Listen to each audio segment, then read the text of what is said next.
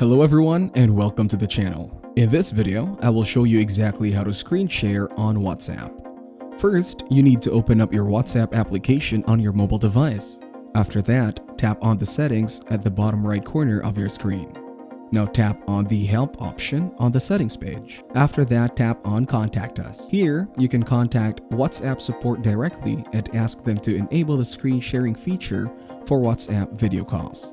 You just need to tell them that you want to use the screen sharing feature during video calls and ask for their help in activating it. Now here, I will show you exactly what to write. So simply type, "I want to be able to share my screen on WhatsApp video call.